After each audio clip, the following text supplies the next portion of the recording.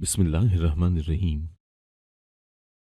आज मेरी खुशी की इंतहा नहीं थी, क्योंकि आज जिंदगी में पहली सैलरी मेरे हाथ लगी थी। मैंने इस दिन के मुतालिक बहुत से अरमान सोच रखे थे।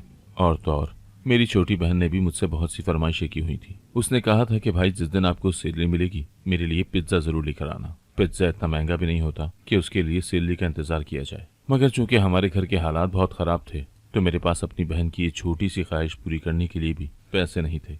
मैं तो अपने ऑफिस तक भी चलकर जाया करता था। खैर, आज मुझे पैसे मिल गए थे, इसलिए सोचा था कि मिठाई और पिज्जा घर लेकर जाऊंगा। मैं खुशी खुशी ऑफिस से निकला तो मुझे सामने ही एक फकीरनी बैठी हुई नजर आई। मैंने अक्सर ही उसे यहाँ बैठे देखा था। आते जाते लोग उसके आगे पैसे रख जाते तो वो हाथ उठाकर दुआ देती थी।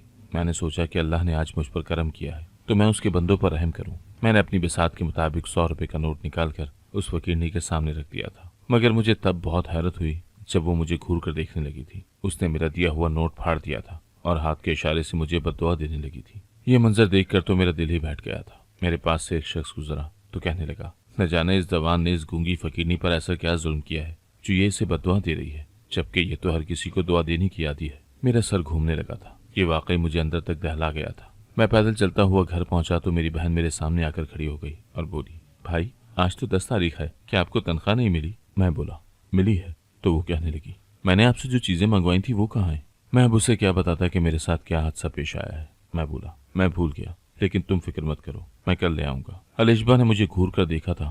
वो कहने लगी, रहने दे भाई, ऐसी भी क्या बात कि आप मेरी फरमाइश को ही भूल गए? जरूर आपने सोचा होगा कि बहन पर अपने पैसे जाया क्यों करूं। मुझे अलिशबा की बात सुनकर गुस्सा आ गया था। मैं बोला, क्या हो गया है तुम्हें? अगर मैं भूल ही गया तो इसका ये मतलब नहीं कि तुम मुझ पर इल्जाम तराशने लगो। मैं ये जॉब तुम्हारे और अम्मी के लिए ही कर रहा हूँ, वरना मुझे क्या पड़ी है कि मैं हर रोज पैदल चलकर शहर के आखिरी कोने तक सिर्फ 30,000 रुपए के लिए जाऊं। मेरी तल्ख कलामी सुनकर मेरी बहन जाकर अम्मी के साथ लिपट गई थी।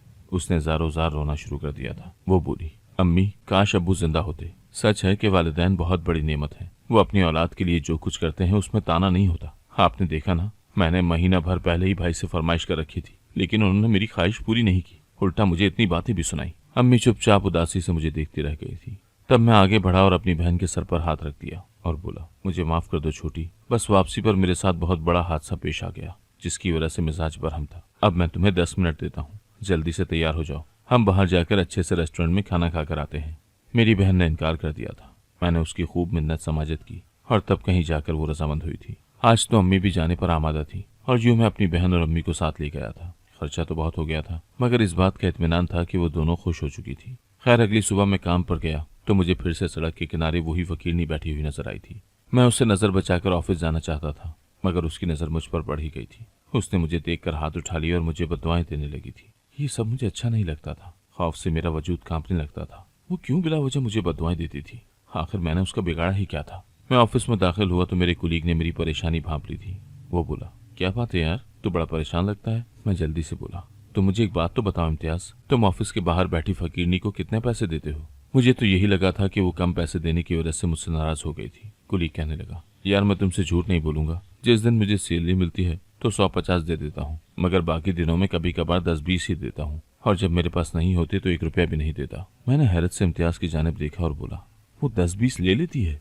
इम्तियाज हंस दिया और बोला, यार कैसी बातें करते हो, वो फकीरनी है, उसने इतने पैसे नहीं लेने तो और किसने लेने हैं? मुझे तुम ये बताओ कि तुम्हें आज उस फकीरनी की इतनी फिक्र क्यों हो रही है? कहीं तरस खाकर अपनी पूरी तनख्वाह तो उसके कासे में नहीं डाल दी ना? मैंने नफी में सर हिलाया और बोला कि कल मैंने उसे 100 रुपए का नोट दिया था, मगर उसने मेरे पैसे फाड़ दिए और मुझे बददुआएं देने लगी। अब भी जब मैं ऑफिस आने लगा तो वो फिर से मुझे देखकर बददुआएं देने लगी थी। इम्तियाज हैरान हुआ था। वो बोला, क्या तुम उसको पहले से जानते हो? मैंने नफी में सर हिला दिया था। वो बोला, यार तुम्हारी बात पर यकीन करना थोड़ा मुश्किल है, इसलिए तुम छुट्टी के वक्त मेरे साथ बाहर निकलना। मैंने हामी भर ली थी। जब ऑफिस से छुट्टी हुई तो इम्तियाज मेरे पास आया और बोला, चलो आओ फकीरनी को आजमाते हैं। इम्तियाज ऐसे कामों में हमेशा ही पेश पेश रहता था, मगर मुझे कुछ बेचैनी सी हो रही थी। मुझे अच्छा नहीं लग रहा था, मगर क्या करता, सच जानना भी तो जरूरी था ना। हम दोनों बाहर निकले तो फकीरनी बड़ी मगन से बैठी हुई थी। इम्तियाज ने 20 रुपए फकीरनी को दे दिए तो उसने खुशी खुशी पकड़ लिए और उसे दुआएं देने लगी थी। इम्तियाज ने मुझे इशारा किया कि अब तुम भी इसको पैसे दे दो। मैंने 50 रुपए का नोट उसकी जानिब बढ़ाया तो वो पकड़ने लगी थी, मगर जैसे ही उसकी नजर मुझ पर पड़ी तो गोया उसे करंट ही लग गया था। वो एक झटके से पीछे हटी थी और फिर हाथ उठाकर बददुआएं देने लगी थी। उसने इम्तियाज को भी इशारा किया कि इस लड़के के साथ मत रहा करो, ये बहुत बुरा है और बहुत जल्दी तबाही इसका मुकद्दर होगी। मुझे गुस्सा आ गया और बोला, क्या बकवास है, मैंने तुम्हारे साथ क्या बुरा किया है? तुम तो हाथ धोकर मेरे पीछे पड़ गई हो। तब उसने शोर मचा दिया था। उसकी गूंगा की आवाज़ें सुनकर बहुत से लोग हमारी जानिब आ गए थे। उन्हें यही लगा होगा कि दो नौजवान उस फकीरनी को तंग कर रहे हैं। एक बड़ी उम्र का आदमी हमारी जानिब बढ़ा और बोला, तुम दोनों यहाँ खड़े क्या कर रहे हो? कोई काम धंधा नहीं है क्या? तब उस फकीरनी ने इम्तियाज की तरफ इशारा करके कहा कि ये अच्छा है, मगर जब मेरी जानिब उंगली से इशारा किया तो टेढ़े मेढ़े मुंह बनाकर ये समझाने की कोशिश की थी कि ये बहुत बुरा इंसान है। हमारे इर्द गिर्द जितने भी मर्द जमा हो चुके थे वो सब मुझे नफरत भरी निगाहों से देखने लगे थे। एक ने तो मुझे धमकी भी दे डाली थी कि अगर आज के बाद इस फकीरनी के पास भी नजर आए तो तुम्हारी टांगे तोड़ देंगे। मैंने वहां से रफू चक्कर होने में ही आफियत समझी थी। इम्तियाज कहने लगा, यार ये तो बहुत ही अजीब सी बात है। न जाने वो फकीरनी तुम्हारे साथ ये सब क्यों कर रही है। तुम अपने जहन पर जोर तो डालो। तुमने शायद उसके साथ कभी बदतमीजी की हो, पैसे देने से इनकार कर दिया हो। मैंने वसूख से कहा था कि ऐसा कभी हुआ ही नहीं था। खैर मैं बहुत बेचैन सा था। बार बार उस फकीरनी की शक्ल मेरी आंखों के सामने घूम रही थी। वो मेरे लिए बिल्कुल अजनबी चेहरा था। न जाने मैंने उसका क्या बिगाड़ा था जो वो मुझे बद्दुआएं देने लगी थी। मैंने तो आज तक कभी किसी के साथ ऊंची आवाज में बात नहीं की थी, कभी किसी को झिड़का नहीं था। फिर न जाने ये फकीरनी मेरी दुश्मन क्यों बन गई थी। मैं घर पहुंचा तो अम्मी कहने लगी, क्या बात है, तुम उदास क्यों हो? मैंने नफी में सर हिला दिया तो अम्मी कहने लगी, नबील, जो भी चीज तुम्हें परेशान कर रही है मुझे बता दो, शायद मैं तुम्हारी परेशानी का कोई हल निकाल सकूं। मैं बोला, अम्मी बस काम की ज्यादती की वजह से थकावट हो जाती है, इसीलिए आपको ऐसा लग रहा होगा कि मैं परेशान हूँ, जबकि ऐसा नहीं है। अम्मी बोली, जब तक तुम्हारी सैलरी नहीं मिली थी तब तक तो सब कुछ ठीक ठाक चल रहा था। तुमने काम के मुतालिक भी कभी कोई गिला नहीं किया था, अब तुम्हें क्या हो गया है? अम्मी की बात सच थी, क्योंकि जब तक पैसे मेरे हाथ नहीं लगे थे तब तक उस फकीरनी ने मुझे बद्दुआ भी नहीं दी थी। तब मैं बोला, अम्मी मेरे ऑफिस में कोई ऐसा शख्स है जो मुझे बदनाम करने की कोशिश कर रहा है। उसकी वजह से इर्द गिर्द के लोग मुझे नफरत भरी निगाहों से देखने लगते हैं और ये सब मुझसे बर्दाश्त नहीं होता। अम्मी बोली, तुम्हारा कौन दुश्मन बन गया? अल्लाह पूछे ऐसे लोगों को। मुझे तो इतना इल्म है कि मेरे बेटे ने कभी किसी के साथ बुरा नहीं किया। अम्मी की ये बात सुनकर मेरी आंखों में आंसू आ गए थे। वो भी मेरी गवाही दे रही थी। अम्मी ने मेरे सर पर बोसा दिया और बोली, तुम फिक्र न करो, अल्लाह किसी को परेशान करने वाले को जलील और रुस्वा कर देता है। मैं हल्का फुल्का सा हो गया था, इसीलिए उठकर अपने कमरे में आ गया। मुंह हाथ धोकर मैंने अपनी जेब से अपनी तनख्वाह भी निकाल ली थी। ये पैसे मैंने अम्मी को देने थे। पिछले 2 दिनों से जो हालात बने हुए थे तो मैं इसके मुतालिक सोच भी नहीं सका था। मैं बाहर निकलने लगा तो खाला की आवाज़ सुनकर रुक गया था। शायद वो थोड़ी देर पहले ही हमारे घर आई थी। वो कहने लगी, तुमने नबील के बचपन में मुझसे एक वादा किया था, अब वो वादा पूरा करने का वक्त आ गया है, तो तुम चुप साध कर बैठ गई हो। बताओ कब अपना वादा पूरा करोगी? अम्मी कहने लगी, जमीला तुम तो जानती हो हमारे घर के हालात कैसे हैं। अभी अभी तो नबील को मुलाजमत मिली है, मैं उससे ऐसी कोई बात नहीं कर सकती, लेकिन तुम फिक्र मत करो, वो अपने पैरों पर मुकम्मल तौर पर खड़ा हो जाए तो मैं उससे बात जरूर करूंगी। जमीला खाला कहने लगी, तुमने और किस तरह से उसे अपने पैरों पर खड़ा करना है? वो मुलाजमत कर रहा है, क्या इतना काफी नहीं है? मुझे तो ऐसा लगता है कि तुम्हारी नीयत ही बदल गई है, तुम अपना वादा भुला चुकी हो, तुम नबील का पैसा खाना चाहती हो। अम्मी कहने लगी, जमीला तुम कैसी बातें करती हो? मैं हर बात को अच्छी तरह से समझती हूँ। अपनी औलाद के लिए मुझे जो मुनासिब लगेगा मैं वही करूंगी। तुम बिला वजह गुस्सा क्यों कर रही हो? तुम बैठो, आराम करो, मैं कुछ खाने पीने के लिए लेकर आती हूँ। खाला बोली, अल्लाह का दिया हुआ हमारे पास सब कुछ है, मैं अपने घर से खा पी कर आई हूँ, बस तुम्हें पुरानी बातें याद करवाना चाहती हूँ। तुम्हें वो दिन याद है ना जब नबील की पैदाइश हुई थी? तब तुम्हारे घर क्या हुआ था? अगर उस वक्त मैं तुम्हारा साथ न देती तो तुम्हें तलाक हो गई होती, तुम और तुम्हारे बच्चे सड़कों की खाक छान रहे होते। अम्मी एकदम से रोने लगी थी। उन्होंने खाला के आगे हाथ जोड़ दिए और बोली, खुदा के वास्ते जमीला चुप कर जाओ, मेरे बच्चे ये बातें सुन लेंगे तो कोहराम बर्पा हो जाएगा, मेरे घर का सुकून बर्बाद हो जाएगा। खाला बोली, वैसे हमीदा मैं कभी कभार सोचती हूँ कि औरत का दिल तुम्हारे जैसा होना चाहिए। तुम कितनी मजबूत हो ना, क्या कुछ नहीं हुआ तुम्हारे साथ, और तुम अब भी सुकून की बात करती हो। क्या तुम्हें आज भी सुकून की उम्मीद है? जबकि मैं तो पुरानी बातें याद कर लूं तो सांस लेना मुहाल हो जाता है। अम्मी फूट फूट कर रोने लगी थी। वो बोली, जमीला तुम नहीं समझती कि मेरे दिल पर क्या गुजरती होगी जब मैं नबील को देखती हूँ। बस मेरे बच्चों के लिए दुआ करना। खाला कहने लगी, हाँ अब तक तो तुम्हारे बच्चे मेरी दुआओं में शामिल हैं, लेकिन अगर कल कला के तुम अपने वादों से मुकर गई तो मैं वो सब कुछ कर डालूंगी जिसके मुतालिक तुमने कभी सोचा भी नहीं होगा। मैं तुम्हारे सारे करतूत तुम्हारे बच्चों के सामने ले आऊंगी। अम्मी ने खाला के आगे हाथ जोड़ दिए और बोली, मुझे थोड़ी सी मोहलत दे दो। खाला को न जाने किस बात का गुस्सा था, वो बहुत कठोर बनी हुई थी। अम्मी से मिले बगैर ही वो घर से निकल गई थी, जबकि जाते जाते वो मेरे लिए बहुत से सवाल छोड़ गई थी। खाला और अम्मी बार बार मेरा जिक्र क्यों कर रही थी? ऐसी भी क्या बात हो गई थी कि खाला ने अम्मी को धमकाया तो वो रोने ही लगी थी? और फिर मेरी पैदाइश पर क्या हुआ था? क्या मुझ में किसी किस्म की कोई खामी या कमी थी? ये बातें सोच सोच कर मेरा दिमाग फटने वाला हो गया था। मैं बाहर सहन में अम्मी के पास आकर बैठ गया तो उनको रोते हुए देखा था। उन्होंने जल्दी से अपने आंसू पोंछ डाले थे। मैंने अम्मी का चेहरा दोनों हाथों में थाम लिया और बोला, अम्मी आपके रोने की वजह क्या है? अम्मी मेरे चेहरे की जानिब देखकर मजीद रोने लगी थी। उनकी दबी दबी चीखें निकली थी। आज से पहले मैंने उन्हें कभी इस तरह से रोते हुए नहीं देखा था। मैं बोला, अम्मी आपके रोने से मेरा दिल बैठ रहा है, मुझे बताएं कि क्या हुआ है। अम्मी ने बड़े जब्त से अपने आंसू पोंछ डाले थे। वो कहने लगी, बस आज तुम्हारे अब्बू की बहुत याद आ रही है। वो घर में होते तो कितनी रौनक लगी होती थी ना। मुझे मालूम था कि अम्मी झूठ बोल रही है, क्योंकि उनकी सारी बातें मैं अपने कानों से सुन चुका था। मैं बोला, अम्मी, आपको अब्बू की याद खाला की बातें सुनने के बाद ही आई थी क्या? अम्मी का चेहरा सर्द पड़ गया था। उन्होंने मेरा हाथ उठाकर अपने सर पर रख दिया और बोली, तुम्हें मेरे सर की कसम है, मुझे बताओ, क्या तुमने मेरी और जमीला की बातें सुन ली हैं? मैं डर गया था। अब अम्मी के सर की झूठी कसम भी नहीं खा सकता था, इसीलिए बोला, जी अम्मी, मैं सुन चुका हूँ, मगर सिर्फ आखिरी चंद बातें, जब खाला आपसे नाराज होकर जा रही थी। मुझे वजह मालूम नहीं हो सकी, इसीलिए तो आपसे पूछ रहा हूँ। तब कहीं जाकर अम्मी को जरा इत्मीनान हुआ था। वो कहने लगी, हाँ बेटा, तुम्हारी खाला बस इसी बात पर नाराज थी कि मैंने उन्हें तुम्हारी नौकरी लगने की खुशखबरी क्यों न सुनाई। मैंने सर हिला दिया था। मैं अम्मी को मजीद परेशान नहीं करना चाहता था। मैंने अपनी जेब से पैसे निकालकर अम्मी की जाने बढ़ा दिए और बोला कि मैं चंद दिनों से बहुत परेशान था, इसीलिए आपको तनख्वाह नहीं दे सका। अम्मी की आंखों में आंसू आ गए थे। वो कहने लगी, तुम इस घर के मर्द हो, सरबराह हो यहाँ के, तुम पैसे अपने पास रखो, तुम ही घर का खर्च चलाओ। मैंने नफी में सर हिला दिया और बोला, अम्मी, आप इस घर की मालकिन हैं, आप ही सारे घर का निजाम चलाएंगी। अम्मी ने मुस्कुराकर वो पैसे पकड़ लिए थे। बज़ाहिर तो सब कुछ ठीक ठाक हो गया था, मगर मेरे दिल की हालत अजीब सी थी। मैं तो सोच सोच कर परेशान हो रहा था कि खाला किस राज की बात कर रही थी जो मुझसे छुपाया जाना था। मैंने अपने मुतालिक सोचना शुरू कर दिया था। मुझ में ज़ाहिरी तौर पर कोई खामी या कमी नहीं थी। फिर मेरी पैदाइश के दिन ऐसा क्या हुआ था जिसकी वजह से मेरी माँ को तलाक हो सकती थी? ये सोच सोच कर ही परेशान होता जा रहा था कि आखिर कौन है जो मेरी ये मुश्किल हल कर सकता है। मैं किससे जाकर सवाल जवाब करूँ, किसके सामने अपने दुखड़े रोऊं? मैंने सोच लिया था कि मैं फिलहाल इस बात को भुलाने की कोशिश करता हूँ। वक्त हर चीज से पर्दा उठा देता है और इस रात से भी पर्दा हटेगा। मगर परेशानी ये थी कि मेरे जहन से ये बात जाती ही नहीं थी। मैं सुबह में ऑफिस गया तो उस गूंगी फकीरनी की नजर फिर से मुझ पर पड़ गई थी और वो मुझे देखकर हाथ उठा उठा कर बद्दुआएं देने लगी थी।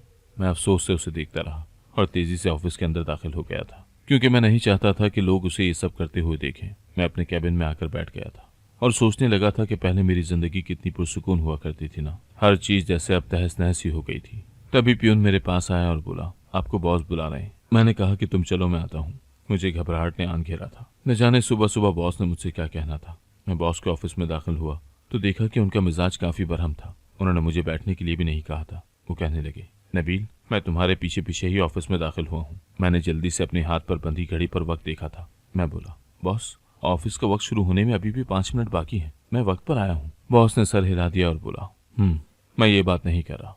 मैंने तुम्हें यहाँ इसलिए बुलाया है ताकि माजरा मालूम कर सकूं कि तुम्हें वो भिखारन क्या कह रही थी। उसके चेहरे के तासुरात से तो यही लग रहा था कि वो तुम्हारे बारे में कोई अच्छी राय नहीं रखती। मुझे यही जानना है कि ऐसा क्यों है। मेरे ऑफिस में काम करने वाले शख्स का एक भिखारन के साथ क्या मामला हो सकता है? मुझे सब कुछ सच सच बता दोगे तो यही तुम्हारे लिए अच्छा होगा और इसी में तुम्हारी बका है। मैं बोला, बॉस, मैं उस भिखारन को नहीं जानता। 10 तारीख को मुझे सैलरी मिली थी, तब मैंने उसे 100 रुपए बतौर भीख देने की कोशिश की थी, मगर उसने मेरे पैसे लेकर फाड़ दिए थे और हाथ के इशारे से मुझे बद्दुआ देने लगी थी। उस दिन के बाद से ऐसा ही हो रहा है, वो मुझे देखकर बद्दुआ देने लगती है। बॉस बोला, तुमने हकारत से भीख देने की कोशिश की होगी या कोई ऐसा जुमला कसा होगा जिसकी वजह से वो ये सब कर रही है। मैंने नफी में सर हिला दिया और बोला, बॉस, मैंने अपनी जिंदगी में बहुत मुश्किलात देखी हैं। मैंने बहुत कम उम्र में ही बहुत सख्त हालात का सामना किया है। ऐसे में मैं किसी को तकलीफ पहुंचाने के मुतालिक सोच भी नहीं सकता। बॉस ने सर हिला दिया और बोला, याद रखो नबील, जिस दिन मुझे इल्म हो गया कि उस भिखारन के साथ तुमने बदतमीजी की है, वो दिन तुम्हारा इस ऑफिस में आखिरी दिन होगा। मैं चुपचाप बाहर आ गया था।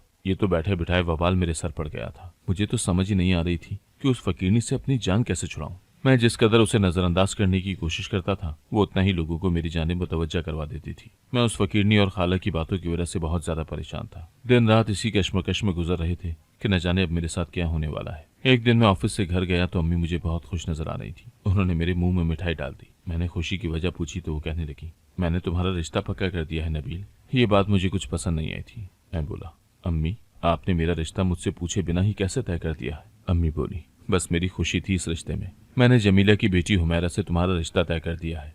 मेरे सामने हुमैरा का सरापा घूम गया था। वो बेचारी अपाहिज थी और व्हीलचेयर के सहारे अपनी जिंदगी गुजार रही थी। मैं बोला, अम्मी, आप मेरे साथ इतना बड़ा जुल्म कैसे कर सकती हैं भला? हर शख्स की यही ख्वाहिश होती है कि उसे ऐसी शरीक हयात मिले जो जिंदगी के तमाम मामलात में उसकी शाना बशाना चल सके। मुझे ये रिश्ता हरगिज कबूल नहीं। मेरे जहन में खाला की बातें घूमने लगी थी। मुझे इस बात का पूरा यकीन हो गया था कि अम्मी ने एक कदम खाला की बातों में आकर उठाया है। अम्मी बोली, नबील, अगर तुमने इस शादी से इनकार कर दिया तो मैं तुम्हें तुम्हारा हक नहीं बख्शूंगी। रोज़े क़यामत अल्लाह से तुम्हारी शिकायत करूंगी। अम्मी ने यह बहुत ही बड़ी बात कर दी थी। मैं तो दहल कर ही रह गया था। मेरी आंखों से आंसू निकलने लगे थे। हालांकि मैं तो बहुत ही मजबूत आसाब का मालिक था। यूं ही रो नहीं दिया करता था। मैंने रात का खाना भी नहीं खाया और फिर सुबह भी नाश्ता किए बिना ही ऑफिस चला गया था। आज मुझे तनख्वाह मिली थी, मगर मुझे इस बात की रत्ती बराबर भी खुशी नहीं थी, क्योंकि अम्मी ने मेरे सर पर कयामत तोड़ दी थी। मैं जब ऑफिस से बाहर निकला तो गूंगी फकीरनी ने मुझे फिर से देखकर बद्दुआएं देना शुरू कर दी थी और आज मेरे सब्र का पैमाना लबरेज हो गया था। मुझे यकीन हो चुका था कि वो ये सब पैसों की खातिर करती है, इसीलिए मैंने अपनी सारी तनख्वाह उस फकीरनी पर फेंक दी और खुद घर आ गया था। घर पहुंचा तो अम्मी ने मेरे हाथ पर बिजली का बिल रख दिया था। वो कहने लगी, आज आखिरी तारीख है, नहीं तो हमारा मीटर कट जाएगा। बिल जमा करवा कर आओ और वापसी पर घी भी लेते आना, क्योंकि सारा राशन खत्म हो गया है। आज घर में पकाने के लिए कुछ भी नहीं था, इसीलिए हांडी नहीं बनाई। अम्मी की बातें सुनकर मुझे अपनी गलती का एहसास हुआ था। जज्बात में आकर मैं अपने महीने भर की कमाई उजाड़ आया था। मैंने सोचा कि वापस जाकर फकीरनी से अपने पैसे ले आता हूँ। मैं वापस ऑफिस के पास पहुंचा तो ये देखकर हैरान रह गया कि वहां बहुत ज्यादा रश था। मैं लोगों के हुजूम को चीरते हुए आगे पहुंचा तो देखा कि वो फकीरनी जख्मी हालत में पड़ी हुई थी। किसी ने कहा था कि ये बेचारी तो मर चुकी है। एक आदमी आगे बढ़कर बोला, मुझे इसके घर का पता मालूम है, इसकी मैयत वहीं से उठनी चाहिए। वो फकीरनी मुझे बद्दुआएं क्यों देती थी, ये मुअम्मा हल ना हो सका था, मगर उसके मर जाने की खबर ने मुझ पर अजीब सी कैफियत तारी कर दी थी। मैं उन लोगों के साथ ही उसके झोंपड़ी नुमा घर में चला गया था और वहां मेरे हाथ एक ऐसा राज लगा था कि मैं सबके सामने फूट फूट कर रोने लगा था। उस फकीरनी के साथ बहुत बड़ा जुल्म हुआ था और ना चाहते हुए भी मैं उस जुल्म में बराबर का शरीक था। लोगों ने अजराए हमदर्दी उसकी तदफीन का इंतजाम किया था। मैं भी उसका नमाज जनाजा पढ़कर बड़ी देर बाद घर वापस लौटा था। मुझे देखकर अम्मी मुझसे लिपट गई थी। वो रो रही थी, कहने लगी, तुम कहाँ रह गए थे नबील, मेरा दिल बैठा जा रहा था, मैं बहुत ज्यादा परेशान हो गई थी। मैं बोला, अम्मी मैं किसी की नमाज जनाजा अदा करने चला गया था। अम्मी ने अपने सीने पर हाथ रख लिया और बोली, किसकी? मैंने उस फकीरनी के घर से चंद तस्वीर उठाई थी, वो अम्मी के हाथ पर रख दी और बोला, इसकी। अम्मी ने जब वो तस्वीर देखी तो चकरा कर गिर पड़ी थी, फिर फूट फूट कर रोने लगी थी और बोली, तुम्हारे पास ये तस्वीरें कहाँ से आई? मैंने अम्मी को सारा माजरा सुना दिया था। फिर बोला, अब आप भी मुझे सारा सच बता दें। अम्मी कहने लगी, बेटा मेरी सास बहुत ही करख्त औरत थी, हर शख्स उनसे डरता था। जब मैं पहली बार हामला हुई तो मेरी सास ने मुझे हुक्म सुना दिया था कि पहली औलाद बेटा ही होना चाहिए, क्योंकि हमारे खानदान में सबके यहाँ पहली औलाद बेटा ही पैदा होती है। मैं तो अपनी सास की बातें सुनकर बहुत परेशान हो गई थी, क्योंकि बेटा और बेटी तो अल्लाह के अख्तियार में था। फिर नबील यूं हुआ कि मेरे घर में पहली औलाद बेटी पैदा हुई थी। उसकी तो जबान भी कटी हुई थी। यही इम्कान था कि वो सारी जिंदगी बोल नहीं पाएगी। मुझे पहला बच्चा जनने के लिए मेरे वालिदैन के घर भेजा गया था। जब जमीला को इस बात का पता चला तो उसने मेरे पास से बेटी उठा ली और बेटा डाल दिया। तब तक मेरी सास और शौहर भी हमारे घर आ गए थे। पोते की खबर सुनकर वो बहुत खुश हुई थी। खैर, बाद में मैंने जमीला से बहुत पूछा था कि मुझे बताओ कि ये किसका बेटा है, तो वो मुझे कोई जवाब नहीं देती थी। जमीला एक दाई के साथ काम किया करती थी। नबील, तुम्हारी सगी माँ तुम्हें जन्म देते हुए इंतकाल कर गई थी और तुम्हारा बाप भी हयात नहीं था। तुम्हारी कदर किसी को नहीं थी, इसीलिए जमीला तुम्हें मेरे पास ले आई थी और मेरी बेटी को उन बेकदरे लोगों में छोड़ाई थी। फिर वो लोग गांव छोड़कर चले गए तो मुझे इल्म ही नहीं हो सका कि मेरी बेटी के साथ क्या माजरा हुआ था। मैं अब सारी कहानी समझ चुका था। वो गूंगी फकीरनी इस औरत की बेटी थी जिसे मैं अपनी माँ समझता रहा था, और वो मुझसे इसीलिए नफरत करती थी क्योंकि उसकी जगह मुझे दे दी गई थी। अम्मी कहने लगी, मुझे मेरी बेटी की कब्र पर ले चलो। मैं अम्मी को साथ ले गया था। उन्होंने खुद को कब्र पर गिरा लिया था और फूट फूट कर रोने लगी थी। उन्होंने अपनी बेटी से बहुत माफिया मांगी थी, मगर अब इस सब की क्या जरूरत थी।